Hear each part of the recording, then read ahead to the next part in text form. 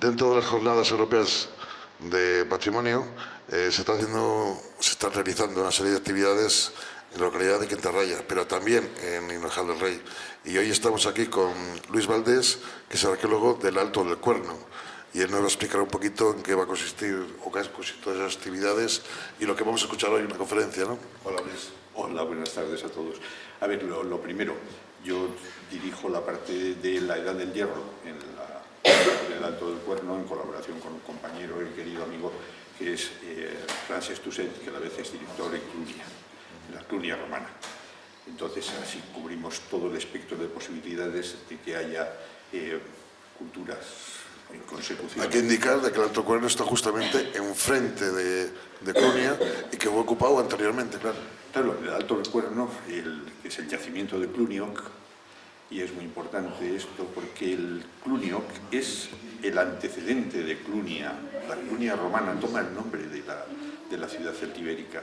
Y esta ciudad celtibérica tenemos ahora ya un dato totalmente fidedigno, que es una muralla en piedra construida a finales del siglo IV, principios del siglo III antes de Cristo. Faltaban todavía 3 siglos por lo menos hasta que Clunia romana existiese. Entonces, es el antecedente que parece ser que una parte de la sociedad no quiere o no sabe reconocerlo. ¿Y se sabe por qué los romanos no utilizaron el Alto del Cuerno y se fueron enfrente? ¿Por capacidad de espacio? Bueno, el espacio es una de las cosas, pero sobre todo es que la diferencia en la forma de construir una ciudad es totalmente distinta. Roma construye ciudades más o menos en extensión y necesita superficies más o menos llanas. No es el caso de Roma, que tenía 7 colinas, pero al final las ocupa todas. En este caso, el Alto del Cuerno, el Salterio y la Ren, que son 3 cerros, esos 3 cerros no aportan las condiciones esenciales de una ciudad romana. Después de la ocupación romana, ¿desaparece la ocupación del Alto del Cuerno? No lo sabemos. Realmente es todavía una incógnita qué es lo que pasa entre mediados del siglo I a.C. y que la ciudad romana de Clunia exista como municipio. Es la primera calificación que tiene el municipio.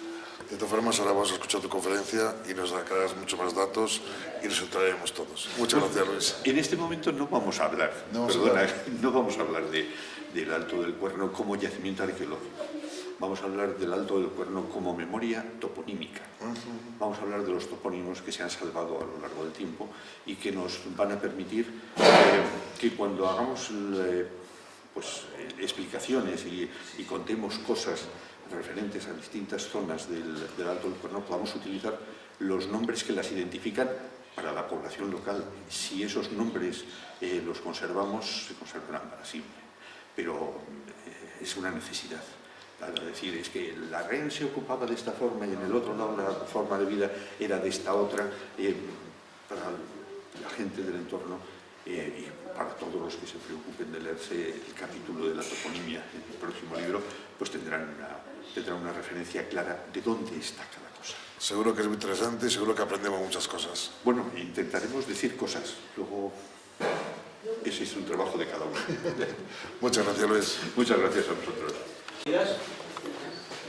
Unas breves palabras para inaugurar estas jornadas europeas del patrimonio 2024.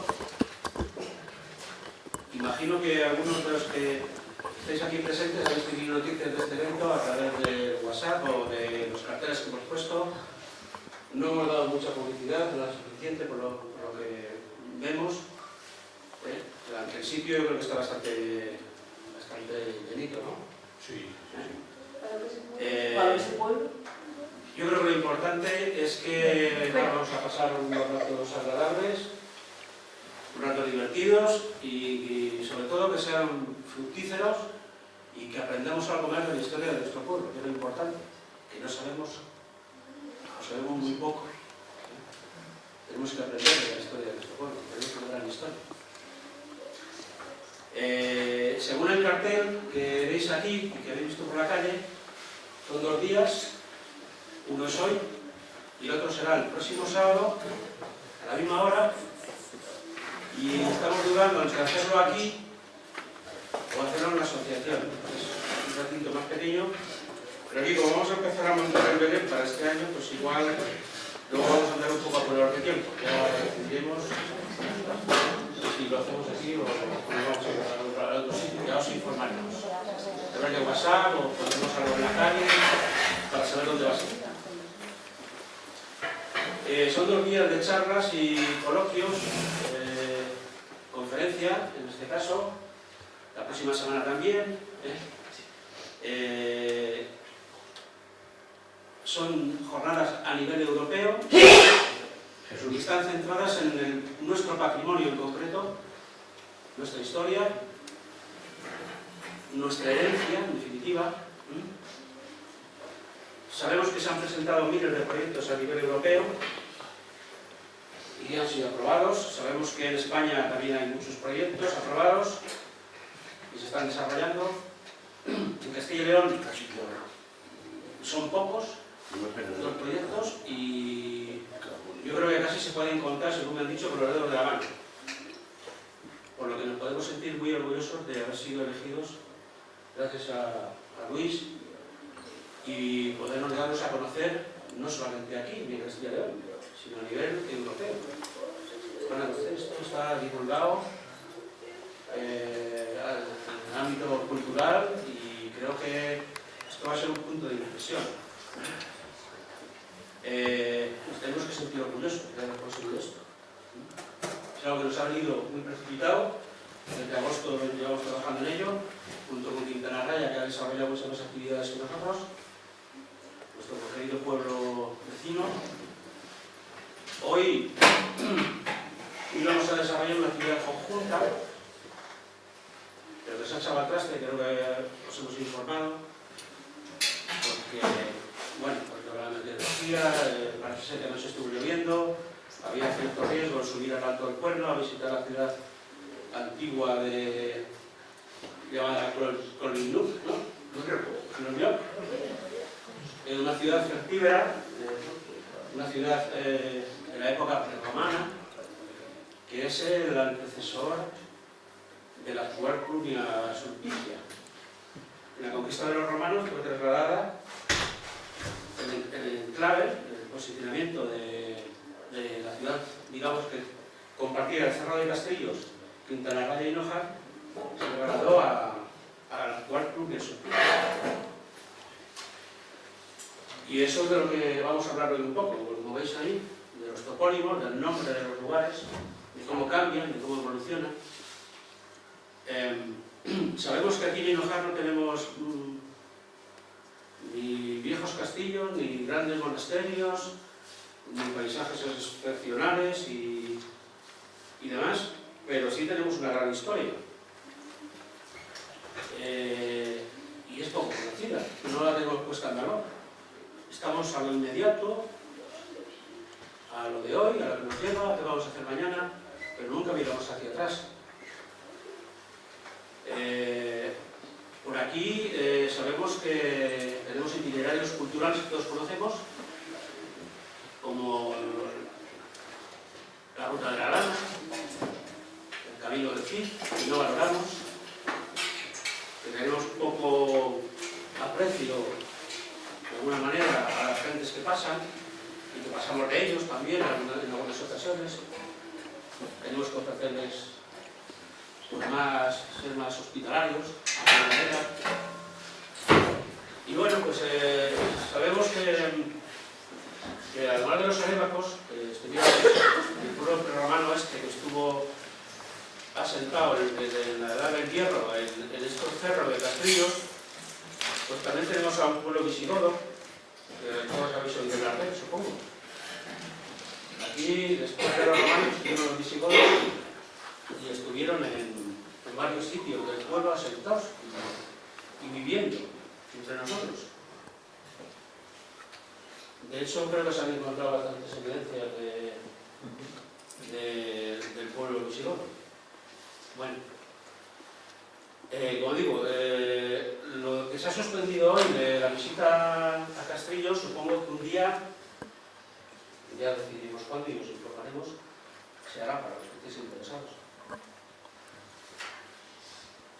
Bueno, pues poco más que decir.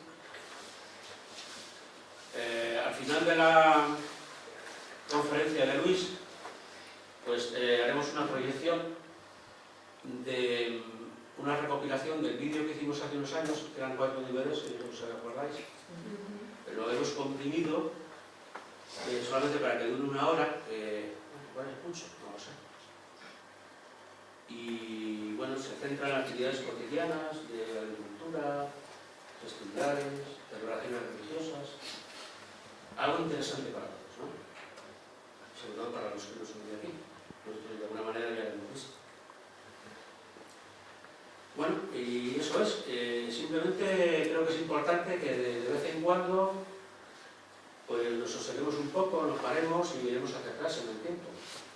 Y pensemos que un día es muy importante aquí, en nuestras tierras, las tierras que labramos, los paisajes que vemos, aquí donde pisamos, pues hubo una época en que vivieron otras civilizaciones, otras personas que también nacieron, crecieron, guerrearon seguramente, amaron, tuvieron hijos y murieron, y están entregados en nuestro territorio, en nuestros parajes. Hay que pensar en ello. Cuando visitamos los campos y damos un paseo, hay que pensar que aquí hace 2000 y pico años hubo gente distinta a nosotros, pero con las mismas situaciones en que nos ahora. Bueno, y es por esto que hemos decidido por rendirles un pequeño tributo y por lo menos tenerles en la memoria, al menos durante el tiempo que dure esta jornada, que será hoy y el próximo sábado. Y nada más. Ahora doy paso a Luis, para que es doctor en Historia Antigua y Arqueología, para que nos dé su charla sobre mis conferencias sobre los topónimos, no sé si en concreto del Cerro de Castillos o Alto del Pueblo, o algo más amplio, o en general. Nada más. Muchas gracias por la presentación.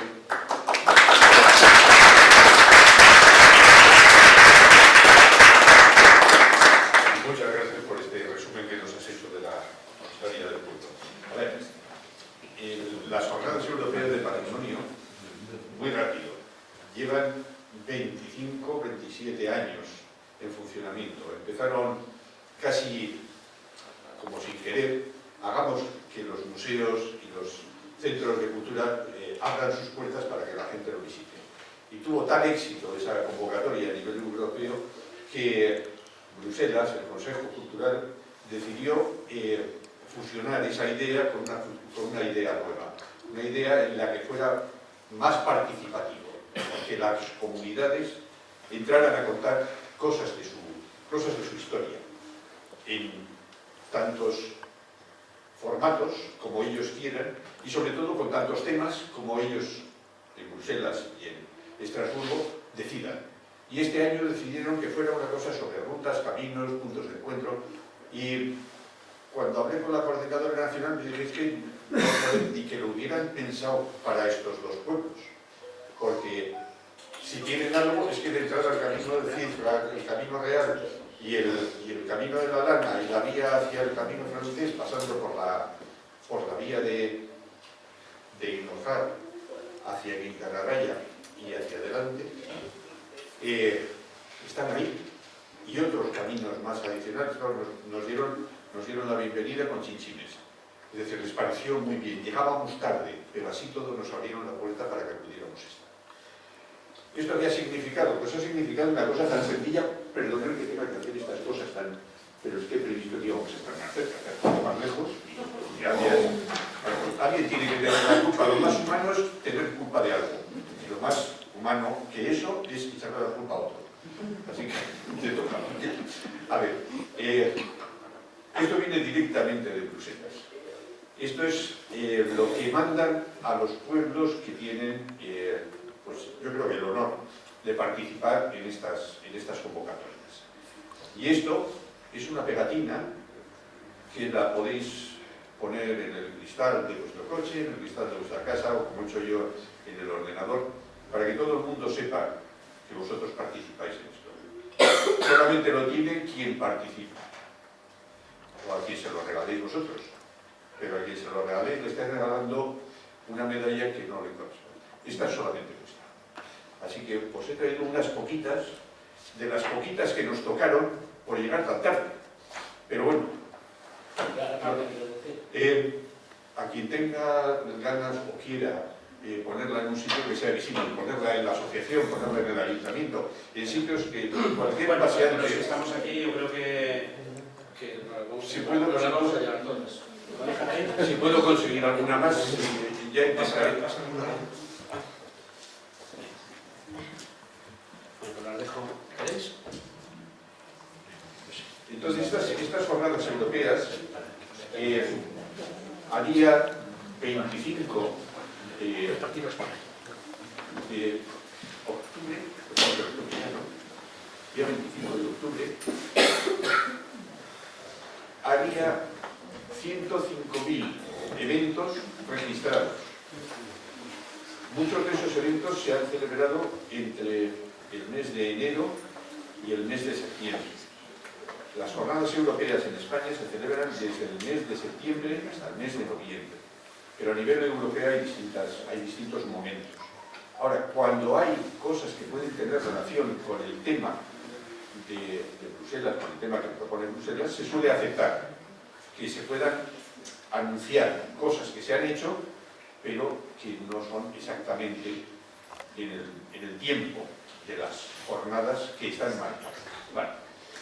¿Qué es lo que tenemos en este momento? Pues yo creo que lo más bonito era decir, en este mes de octubre y hasta el día 25, en toda Europa, 54 países registrados, en 54 países registrados, se están celebrando 3.082 eventos.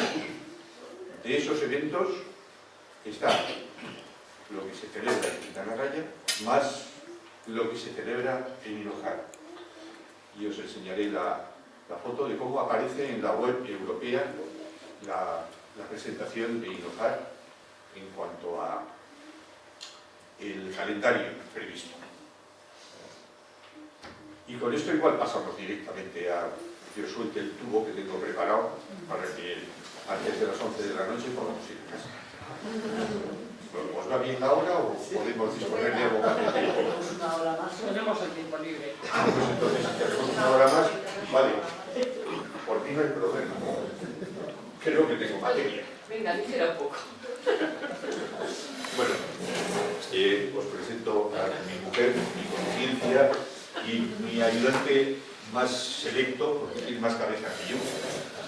Y de verdad que si no hubiera sido por ella en estos momentos, igual estábamos teniendo que decir que es necesario que nos dierais un poco más de tiempo para venir otro día, porque habría sido prácticamente imposible. Tuvimos todas las averías que se podían tener con los aparatos informáticos, nos puso todas las cosas como nos pusieron de punta, y al final, pues con un ordenador que no es con el que yo trabajo, así me da algunos problemas, podemos contaros alguna cosa. Vale, estas son las jornadas y esto es como se llaman: rutas culturales, redes y puntos de encuentro. Ya veis que a veces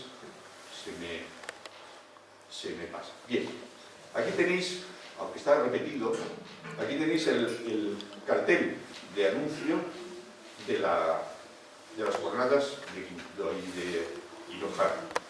En este cartel, si entraseis, veríais desplegado toda la historia de lo que se ha hecho, lo que se va a hacer, cómo se hace la presentación del pueblo ante cualquiera que lo vea y que se pueda interesar.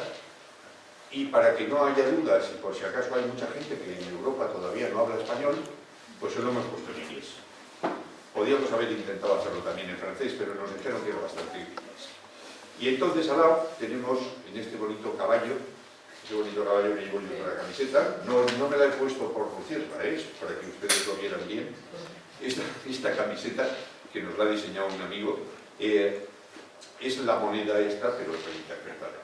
Este es el que decía que hoy subiríamos de visita al alto. Como no ha podido ser, no lo aconsejaba ni mi espalda, ni lo aconsejaba como estaba la previsión del tiempo, pues lo que hemos hecho ha sido posponerlo a petición de los dos alcaldes, o con la licencia de los dos alcaldes, lo posponemos hasta un momento en el que se abra una ventana temporal suficientemente buena de tiempo, en cuanto a climatología, para que podamos subir y disfrutar de esa visita. Además, esa visita tendrá una pequeña y doble sorpresa.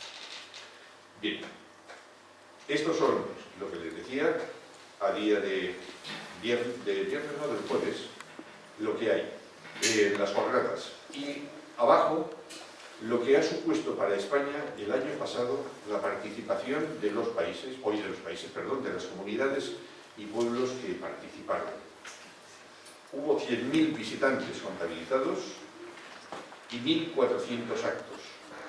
Esto es un esfuerzo, porque muchos pueblos pues no tienen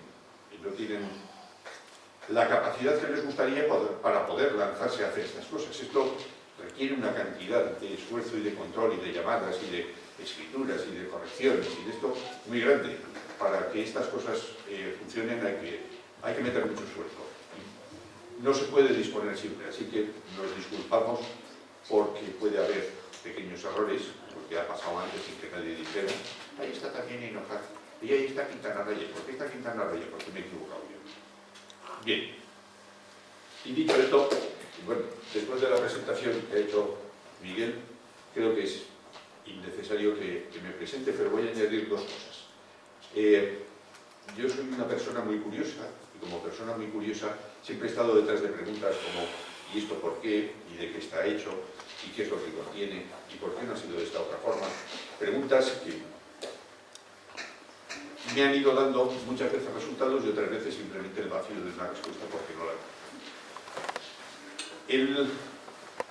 El poder hacer un estudio de los topónimos no es una situación habitual para un arqueólogo, no es nuestra competencia normalmente, pero a mí la curiosidad siempre me lleva a intentar averiguar dónde estoy y cómo lo llama la gente de la zona y por qué lo llaman así y por qué este nombre no podría ser algo que deformado me llevara a que esto me lleve a...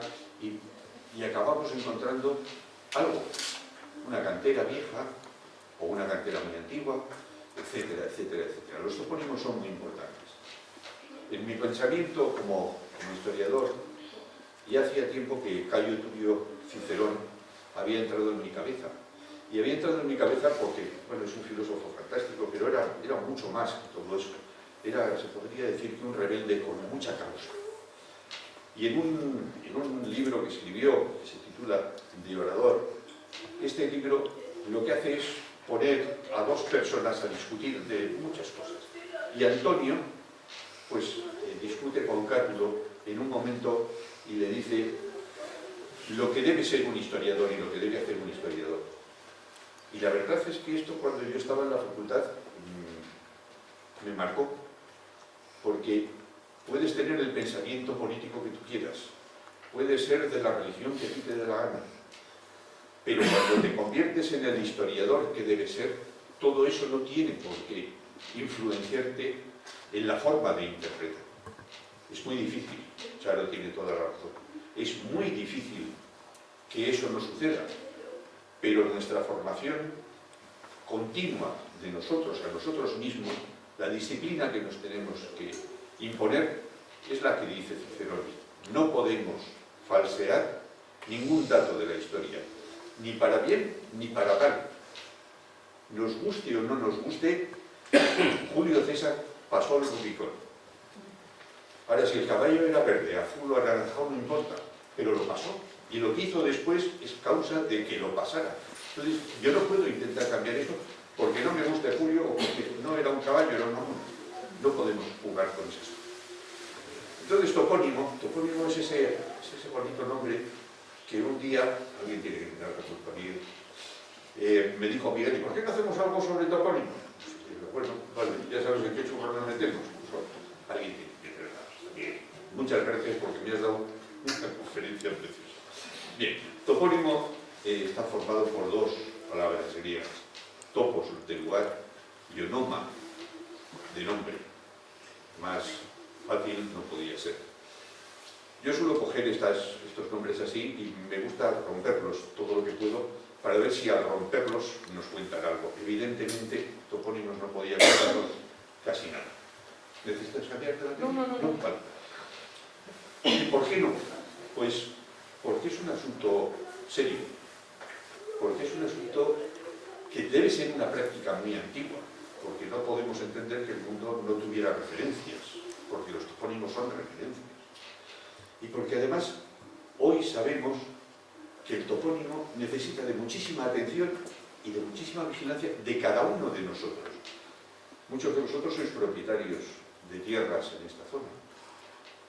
Vigilar los topónimos, porque la vigilancia estará que no desaparece.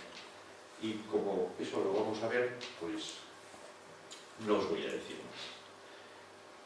Había dos formas de evitar, no podía evitarlo, de lanzarme a hacer esta conferencia. Y una es la convencional. Nos ponemos muy serios, decimos palabras muy gordos y cosas así. La convencional, que es la que se espera de un científico con más o menos acreditación. Pero también hay otra a la que un amigo nuestro periodista me impele cada vez que puede. Gochon es un periodista reputadísimo, director de muchos documentales, y siempre me dice lo mismo: bajad a la arena de la gente, que lo que digáis, que no deje de ser importante, pero que la gente esté a gusto, que pueda disfrutar. Entonces, la segunda parte de la conferencia va a ser una presentación divulgativa, científico-jurídica.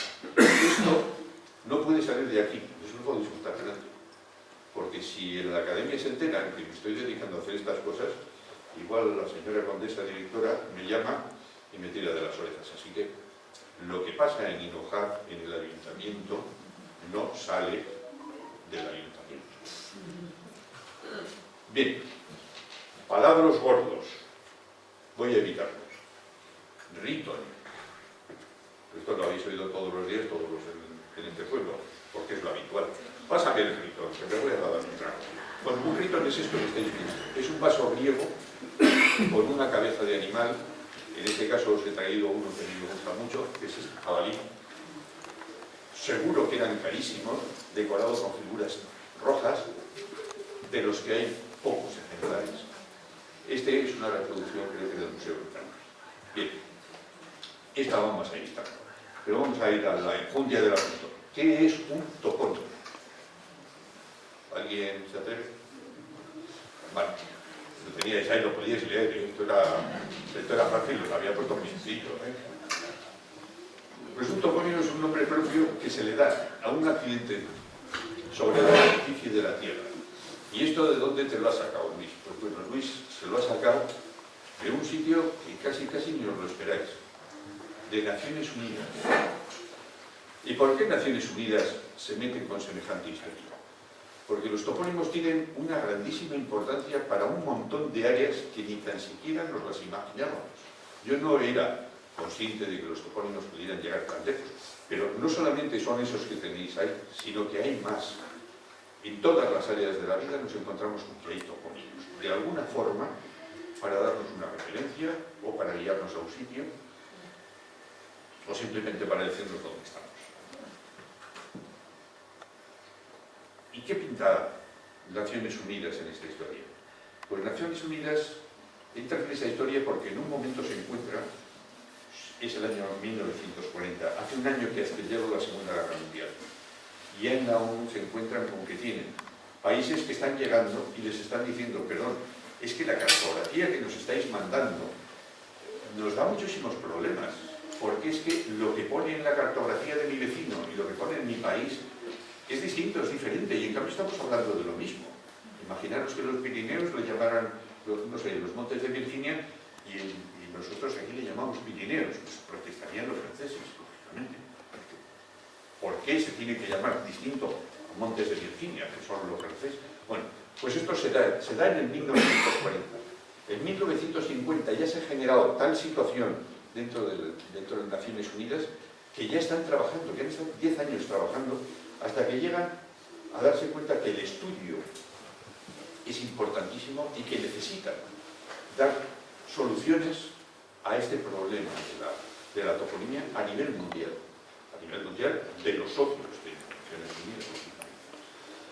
En 1960 todo eso ha ido progresando y al final se han encontrado con que necesitan cerebros especiales, los más dotados en el mundo de la geografía, de la lingüística, etcétera, etcétera, para que empiecen a organizar cómo hacer una normalización de topónimos. Si antes de entrar aquí no sabía lo que era un topónimo y ahora me están hablando de esto en la ONU, sí señores. Esto es lo que hay. 6 miembros, 6 cerebros privilegiados durante 5 o 6 años, no 5 años creo que son, están trabajando para organizar la primera conferencia que se va a organizar de las muchas que se harán hasta la actualidad, para ir normalizando y creando toda la metodología. Eso es que cuando abrimos un plano, cogemos y vemos una abreviatura que dice camino y una abreviatura que dice no sé qué y otra cosa, y un nombre y otro nombre, todo eso ya ha pasado por un filtro inmenso que se crea a partir de 1940 en Naciones Unidas. O sea, un plano que compremos hoy en una gasolinera ya ha sufrido todos los filtros necesarios, salvo que sea pirata y venga de China. Bien, no sé si me he ido muy de adelante o muy atrás. No, me he ido muy adelante. Sí. Bueno, las características que tienen, las tienen ahí, yo creo que no necesita mucha más explicación, sino que vamos a tener una serie de topónimos, de nombres de referencia, que son normalizados, que han pasado por este filtro, estos filtros, esta colección de filtros que plantea las Naciones Unidas.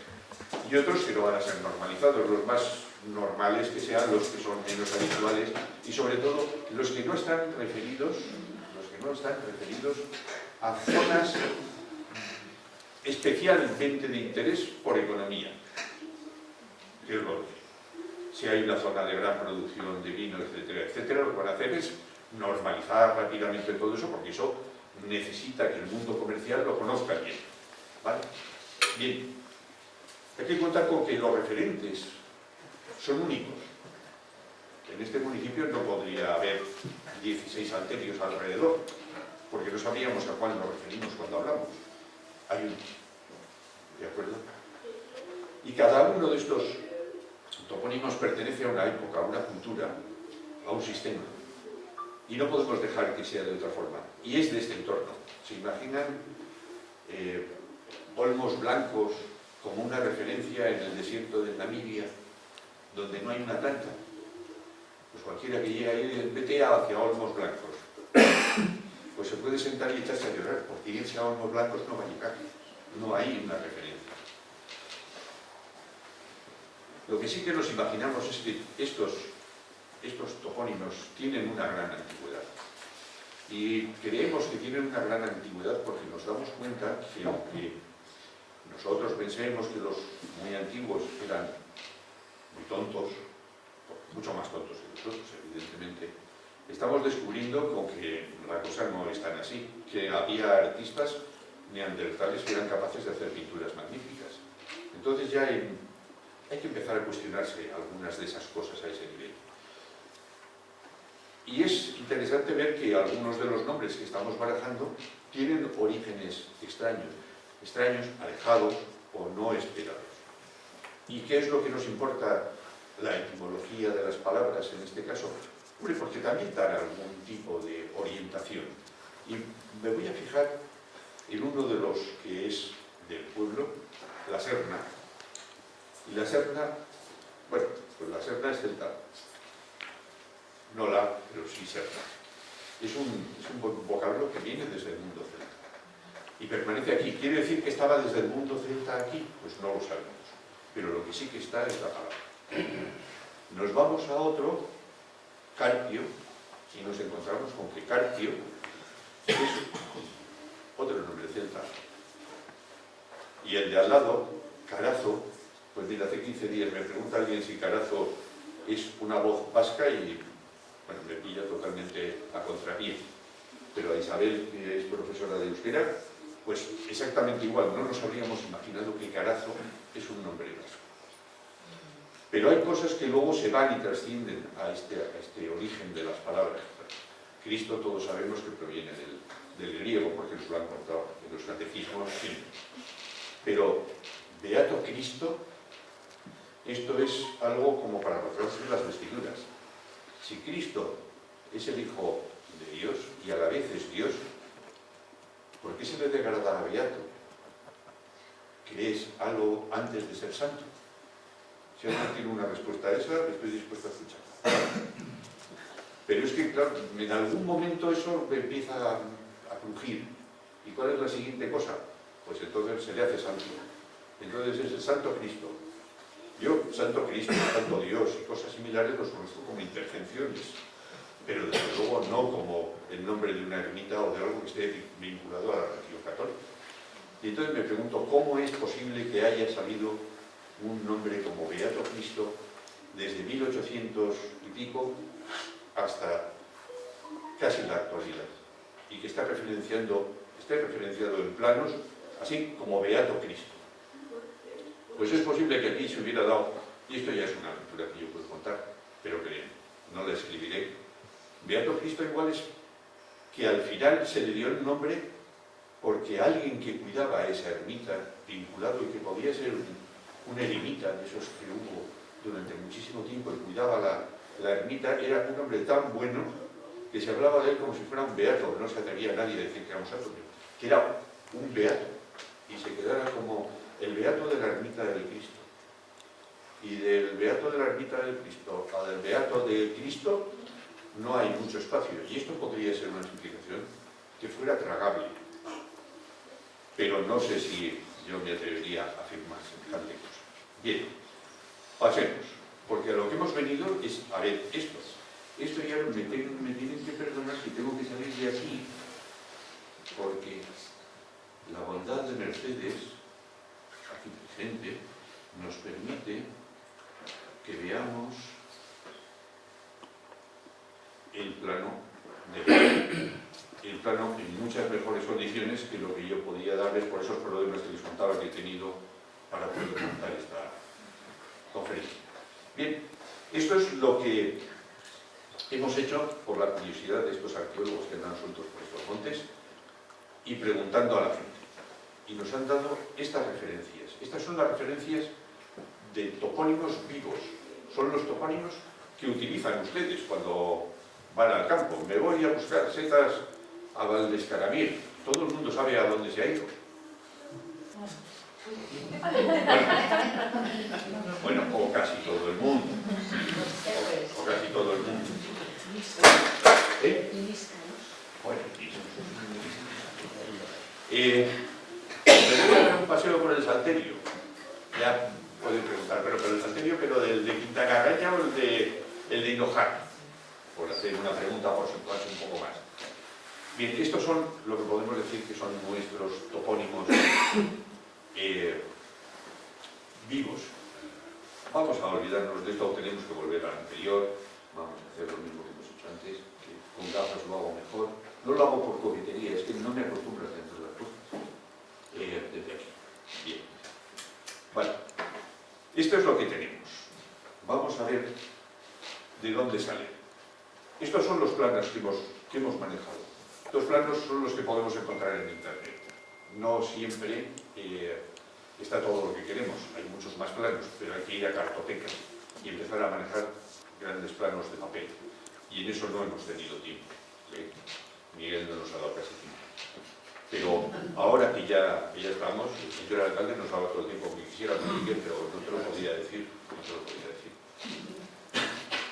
Entonces, este que resume desde 1875 a 1968 no nos aporta nada nuevo. Las cosas están donde están, pero solamente nos dice que hay aquí en la zona del Cuerno de Hinojar el Salterio. Vale. Y en el siguiente, pues bueno, tampoco es que nos dé mucha más información, pero la información que hay no contradice la que tenemos, ¿de acuerdo? Entonces aceptamos que lo que estamos viendo, la memoria que estamos recibiendo, es una memoria actual que tiene condiciones de verosimilitud. Pasamos a estos que son todavía más antiguos. Estos son la colección de lo que hacían los topógrafos que venían con su teodolito y con su papel, e iban tomando notas y luego lo hacían esto cuando estaban en la oficina. Bien, y luego alguien lo recortó y lo pegó.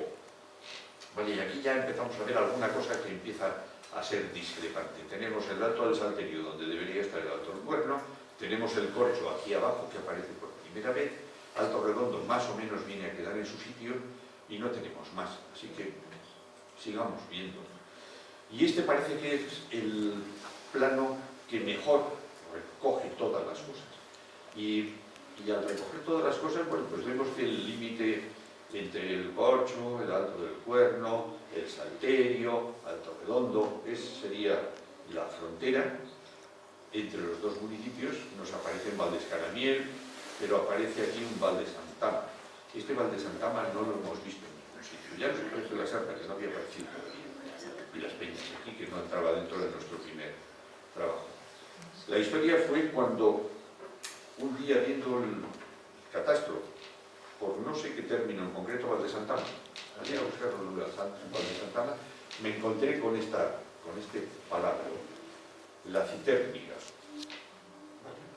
La citérniga para mí era una deformación de la cistérniga que hay al lado de Valladolid, pero no había visto ningún otro similar.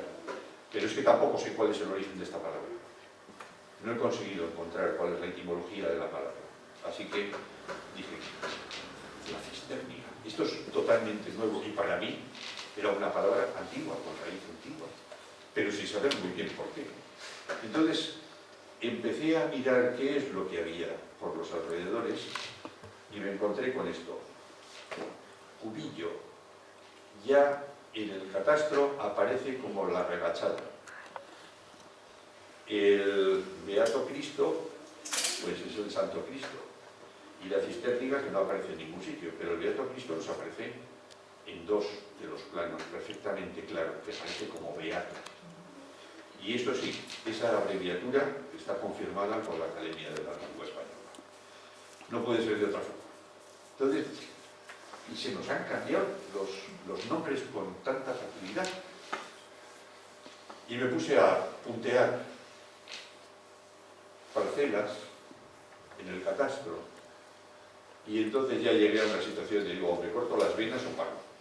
Y no, ni me corté las venas ni paré, pero decidí hacer este plano con lo que son los topónimos que aparecen en el catastro. Y este es el plano.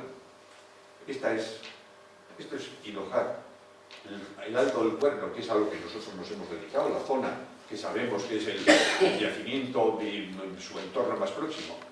Y este es el plano. Y estos son los nombres que aparecen, y aparecen nombres de lo más curioso.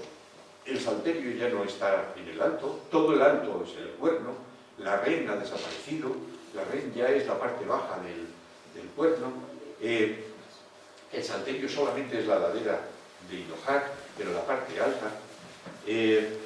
¿Por dónde están los otros que estaban? Los castellos. Los castellos para mí eran todos los cerros, eran los castellos. Pues ahora ya tengo que cambiar hasta el título de la conferencia. Los castellos ya no son eso. Los castellos es la parte baja del alto del cuerno, entre la carretera y el que empiece realmente a subir las terrazas. Toda esa zona son los castillos, pero todo continúa. No, claro, eso se salta, entran cachos, entran otros, entran... Bien, y dices, ¿y esto por qué? Vamos a tener que volver hacia atrás.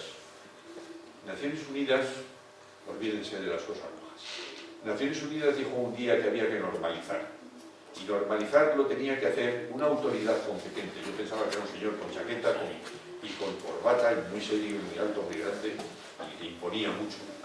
Pero no, la autoridad competente es el Estado. Cada Estado es autoridad competente.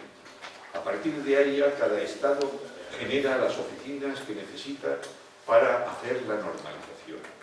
Y no puede ser cualquiera un normalizador. Los normalizadores tienen que coger y aprenderse el vademecum de funcionamiento que edita la Unión, hoy las Naciones Unidas. Y entre las cosas que dice que no se deben hacer. Dice, se debe evitar el cambio innecesario de nombres. Bueno, pues creo que, es mi opinión, creo que no ha sido cumplido en el caso de Hinojosa y el Alto del Cuerno. La ortografía debe ser la ortografía correcta, es decir, no puede haber un salterio con S y un salterio con C. Tiene que ser única la ortografía y estar muy documentada para decidir cuál va a ser la que se va a poner. Y que no se den motivos de supresión de elementos significativos. ¿Para quién? Para la gente del sitio donde se está produciendo la normalización. Y creo que tampoco se ha cumplido. Estos son una parte solamente de las cosas que dice la Unión Europea que se debe hacer. Pero luego, cuando la gente que ha salido al campo y que está en la oficina y que tienen que poner en, digamos, en un poti-poti todo lo que han recogido y escoger un nombre para decir este va a ser el topónimo, tiene que tener en cuenta otra serie de cosas que son algunas repetitivas y que son las que les he puesto aquí. Pero también todos los documentos a los que se tienen que ir a buscar cosas. No pueden dejarse cualquier documento. Y si hay una discrepancia entre los documentos y los informadores con los que han hablado, deben volver al sitio y poner las cosas delante, es decir, hasta dónde podemos llegar para escoger esto. Y si no se llega a ningún sitio, ¿qué es lo que se va a priorizar? No hacer cambios que no sean necesarios. Y tienen que meterse en berenjenales que a mí me asustarían, irse a los registros, cientos y cientos de registros documentales, ver uno a uno los títulos de propiedad, etcétera, etcétera, etcétera, etcétera. Y documentos cuanto más antiguos mejor, donde haya un topónimo que poder rescatar, no hay por qué olvidarse de él. Así que esto es lo que deberían hacer. Esto es lo que han hecho los normalizadores. Entren en la sede del catastro, entren en sus propiedades y miren cómo se llaman ahora. Porque ahora el nombre de esas fincas, el nombre de esos parajes, de esos paros, ya no es el que tenemos en ese plano. Ese es el de la memoria, ese lo hemos fijado, ese ya no se va a perder. Ese es el que ustedes utilizan. Este otro es nuevo. Igual algunos de ustedes ya lo conocían, pero yo creo que hay gente que no lo conoce. Y el nombre nuevo, cuando vayan a hacer un cambio en el registro, o vayas a vender una tierra o comprar otra, te voy a comprar esta que está en el salterio. Y en el salterio no, esta está ahora en el Alto del Cuerno. Como que me he cambiado la tierra de sitio. ¿Quién ha empujado la tierra hasta el Alto del Cuerno? Y entonces puede haber, no va a ser un gran conflicto. El Estado dice que esto se llama así, se llama así. El conflicto te lo llevas a tu casa diciendo a ver con qué autoridad ha cambiado algo que es mío. Bien, aquí mi amigo, el periodista, diría eso de Luis, ya les has aburrido suficiente. Así que mira al gato que ya está bostezando, que ya ha dejado de jugar y cambia de sistema. Así que ahora vamos a hacer una pequeña pausa para pasar a cambiar de escenario. Y en ese otro escenario vamos a entrar en lo que es la conferencia lúdico-científica que ustedes no van a oír y tampoco van a contar qué ha sucedido.